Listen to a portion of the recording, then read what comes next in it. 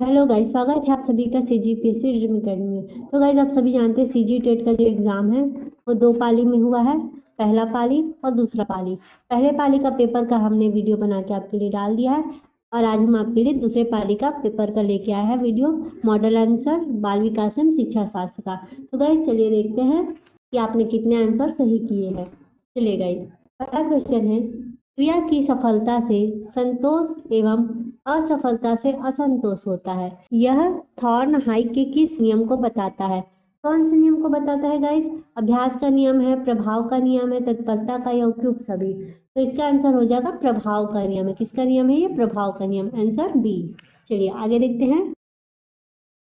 देखिए गाइस, बुद्धि एवं बुद्धि परीक्षण के महत्व का निम्नलिखित में से किस कथन से पता चलता है? किस कथन से पता चलता है गाइस बुद्धि और बुद्धि परीक्षण के महत्व का? कौन से कथन से पता चलता है? तो हो जाएगा, बुद्धि परीक्षण की भूमिका व्यावसायिक मार्गदर्शन में अहम होती है, बिल्कुल सही। बुद्धि परीक्षण द्वारा छात्रों को उन्नति के मार्ग पर प्रस्तुत किया जाता है, बिल्कुल सही। अनुसंधान के विभिन्न घटकों के चयन हेतु बुद्धि एक आधार होता है, बिल्कुल सही। इसका आंसर हो जाएगा उपरोक्त सभी। आंसर नंबर डी का आंसर हो जाएगा। चलिए आगे देखते हैं। ऐसी भाषा को शिक्षा का माध्यम बनाना चाहिए। ऐसी भाषा को शिक्षा का माध्यम बनाना चाहिए जिस पर जनसाधारण का आधिपत्य हो, जो समृद्ध हो, जो नौकरी के लिए उपयुक्त हो, जिसे अच्छा वातावरण बन सके। कौन सा हो जाएगा गाइस? जो समृद्ध हो। ऑप्शन नंबर 20 का आंसर हो जाएगा। चलिए आगे देखते हैं क्वेश्चन।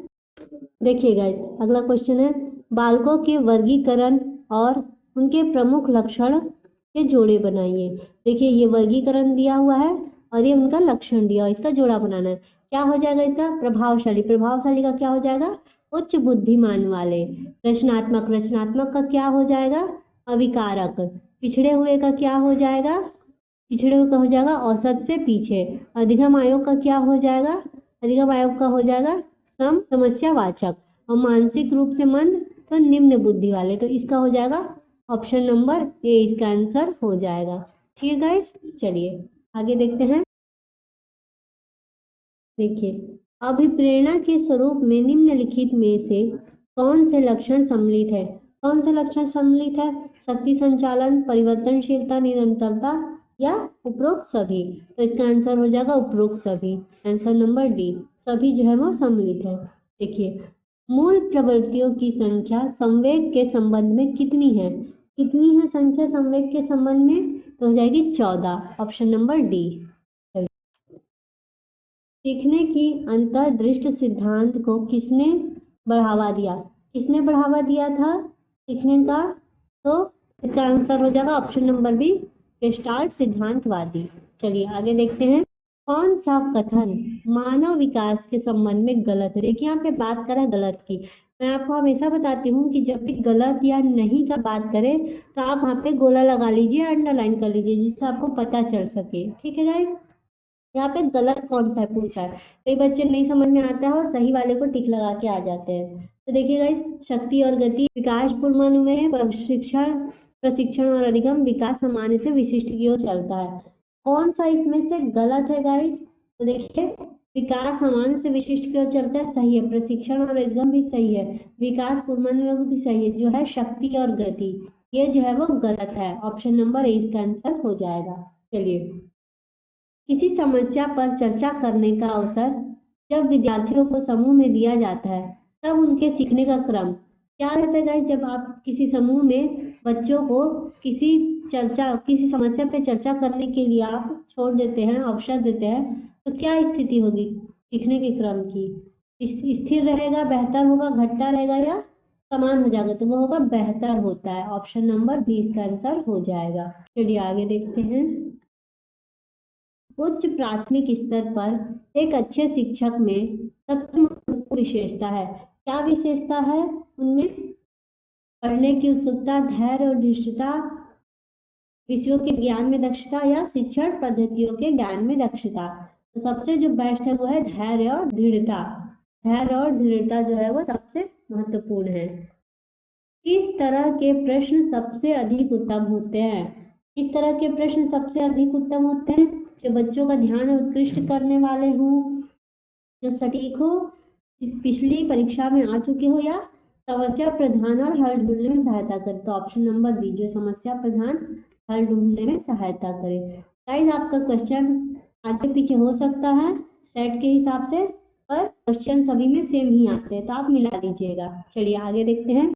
चलिए, छात्रों को क्या और कितना पढ़ाया जाए, इस बात का निर्णय अध्यापक करता है। यह शिक्षा के किस सिद्धांत के अंतर्गत आएगा? कौन से सिद्धांत के अंतर्गत आएगा यह? निश्चित उद्देश्य का सिद्धांत, रुचि का सिद्धांत, नियोजन का या चयन का सिद्धांत? तो ये हो जाएगा नियोजन के सिद्धांत के अंतर्गत आएगा, ऑप्शन नंबर सी। यदि आपकी कक्षा का कोई विद्यार्थी विद्यालय में होने वाले हर गतिविधि के विषय में जानने को उत्सुक रहता है, तो उसके विषय में आपके विचार होंगे। क्या विचार होंगे आपके उसके बारे में? हो जाएगा वह सृजनशील विद्यार्थी है, ऑप्शन नंबर सी इसका आंसर हो जाएगा। आगे देख लेते हैं। सिगमंड फ्रायड के अनुसार पुत्री में पिता के प्रति निम्नलिखित में से कौन सी मानसिक ग्रंथि पाई जाती है? कौन सी ग्रंथि पाई जाती है? तो ये होती है इलेक्ट्रा ग्रंथि जो है वो पाई जाती है, ऑप्शन नंबर बी। चलिए 15वां नंबर क्वेश्चन है, अधिगम अनुभव के कारण हमारे मौलिक व्यवहार में संशोधन है। अधिगम की यह परिभाषा निम्नलिखित में से किसने दी? किसने दी थी यह परिभाषा? गैरसन ने, कॉल्विन ने, चार्ल्स स्किनर ने या आर.एस. वुडवर्थ ने? तो जो परिभाषा दी थी वो थी गेट्स एंड अन्य ने, ठीक है, गेट्स तथा अन्य ने, ऑप्शन नंबर ए इसका आंसर हो जाएगा। चलिए अगला देखते हैं। जिन बच्चों के परिवार का वातावरण प्रजातांत्रिक होता है वह अन्य बच्चों की अपेक्षाकृत ज्यादा होते हैं। शैक्षिक क्षेत्र में पिछड़े व्यक्तियों वाले, बहुमुखी और अधिक क्रियाशील वाले, अंतर्मुखी व्यक्तित्व वाले या कमजोर और क्रम क्रियाशील व्यक्तित्व वाले? तो कौन से वाले होते हैं? तो वो होते हैं बहिर्मुखी और अधिक क्रियाशील वाले होते हैं, ऑप्शन नंबर बी। मिलाते जाइएगा आप अपना आंसर। सामान्यतः निबंधात्मक प्रश्नों का प्रयोग विद्यार्थियों के मूल्यांकन के लिए किया जाता है।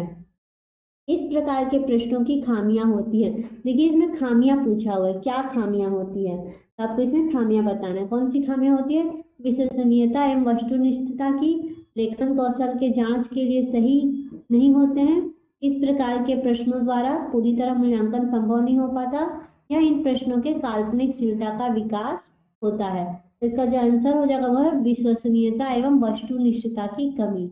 इसमें जो खामियां होती है वो विश्वसनीयता एवं वस्तुनिष्ठता की कमी पाई जाती है, ऑप्शन नंबर ए इसका आंसर होगा। चलिए आगे देखते हैं। देखिए, व्यक्तित्व तथा वातावरण से संबंधित कारकों का प्रभाव अधिगम पर किस अवस्था तक पड़ता है? कौन सी अवस्था तक पड़ता है?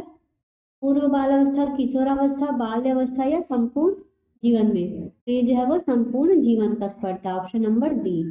चलिए अगला देखते हैं। बालकों के बौद्धिक विकास की 4 विशिष्ट अवस्थाओं को किसने बतलाया है? किसने बतलाया है? 4 जो विशिष्ट अवस्थाएं हैं वो पियाजे ने बताया है, ऑप्शन नंबर बी। कितनी अवस्थाएं बताई है इसने? 4 अवस्थाएं बताई है, ठीक है। चलिए आगे देख लेते हैं। अगला है, श्रवण बाधित बच्चों के लिए शिक्षा व्यवस्था के क्षेत्र में किसका नाम उल्लेखनीय है? किसका नाम उल्लेखनीय है श्रवण बाधित बच्चों के लिए? तो है हेलन केलर का, ऑप्शन नंबर सी हो जाएगा इसका आंसर।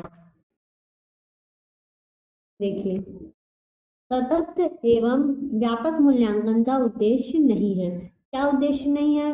अध्यापन एवं अधिगम प्रक्रिया को शिक्षक केंद्रित कार्यकलाप बदलना, या बोधात्मक भावनात्मक कौशलों के विकास में मदद करना, या याद रखने पर बल देने के बदले सीखने की प्रक्रिया पर बल देना, छात्रों के सीखने की प्रक्रिया एवं परिवेश के बारे में उपयुक्त निर्णय लेना। तो क्या हो जाएगा इसका आंसर? तो इसका आंसर हो जाएगा अध्यापक एवं अधिगम प्रक्रिया को शिक्षक केंद्रित कार्यकलाप में बदलना, ऑप्शन नंबर ए जो है इसका उद्देश्य नहीं है। बाकी 3 जो है वो इसके उद्देश्य हैं, ठीक है गाइस। चलिए आगे देखते हैं। देखिए, बालकों में अधिगम प्रसार हेतु कौन सा कारक आवश्यक है? कौन सा कारक है जो आवश्यक होता है? कक्षा कक्ष में कार्य की अधिकता, गृह कार्य की अधिकता, लेखन कार्य की अधिकता या अध्ययन के प्रति व्यक्तित्व रुचि। तो बालकों में जो सबसे अधिक अधिगम प्रसार हेतु जो कारक होते हैं वो है अध्ययन के प्रति व्यक्तित्व रुचि। ऑप्शन नंबर डी इसका आंसर हो जाएगा। चलिए आगे देखते हैं। विशिष्ट आवश्यकता वाले बच्चों के अध्ययन हेतु कौन सी व्यूह रचना उपयुक्त होगी? विशिष्ट आवश्यकता वाले बच्चों की बात कर रहा है। ठीक है गाइस, ध्यान रखिएगा। तो ज्यादा से ज्यादा बच्चों को कक्षा में चर्चा हेतु सम्मिलित करना, अध्यापक द्वारा निर्देशन, सहपाठियों द्वारा अनुशिक्षण तथा सहकारी अधिगम, अध्यापन के लिए योग्यता आधारित समूह, कौन सा जो है वो इसमें से सही है? तो वो हो जाएगा ऑप्शन नंबर ए, ज्यादा से ज्यादा बच्चों को कक्षा में चर्चा हेतु सम्मिलित करना। ऑप्शन नंबर ए इसका आंसर हो जाएगा। चलिए आगे देखते हैं। अगला है भाषा संबंधी योग्यता और बुद्धि लंबित में घनिष्ठ संबंध होता है, यह कथन है। किसका कथन है यह?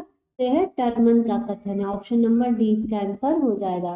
टर्मन का कथन है ये। ठीक है गाइस, चलिए व्यक्तित्व विभिन्नताओं को समझने का प्रयत्न सबसे पहले किसके द्वारा किया गया? किसके द्वारा किया गया था सबसे पहले? गॉल्टन, जेम्स प्रेलर, स्किनर और टायलर। तो ये हो जाएगा गॉल्टन के द्वारा। ऑप्शन नंबर ए इसका आंसर हो जाएगा। अगला क्वेश्चन है, किस बच्चे के समाजीकरण की प्रक्रिया में सामाजिक मूल्य और सामाजिक प्रतिमानों की संभावना किस पर निर्भर करती है? इस पर निर्भर करती है बच्चों के साथी समूह पर, शारीरिक वृद्धि पर, व्यवहार पर बच्चों के, या बच्चे के समय पर? तो वो करती है बच्चे के व्यवहार पर। ऑप्शन नंबर सी इसका आंसर हो जाएगा।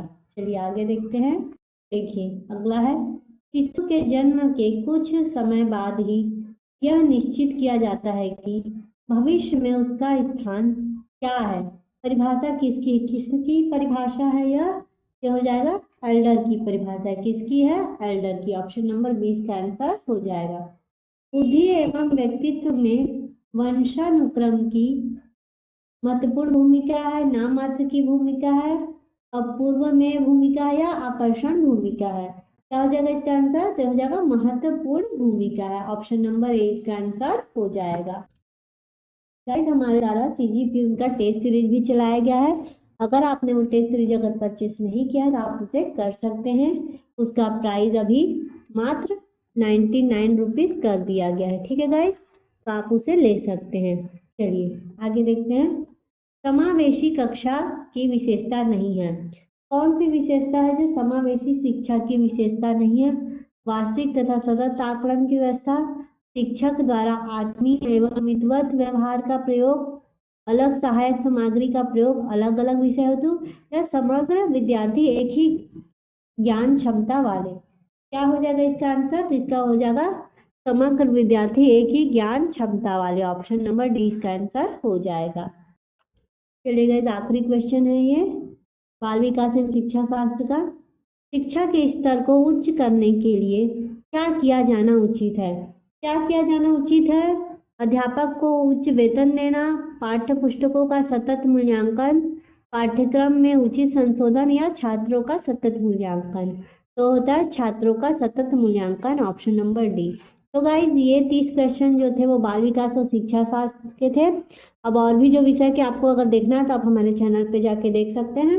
हमने सभी विषयों का जो है वो डाला हुआ है। ठीक है गाइज, तो वीडियो कैसा लगा आप हमें कमेंट करके जरूर बताइए और लाइक सब्सक्राइब एंड शेयर जरूर कीजिएगा।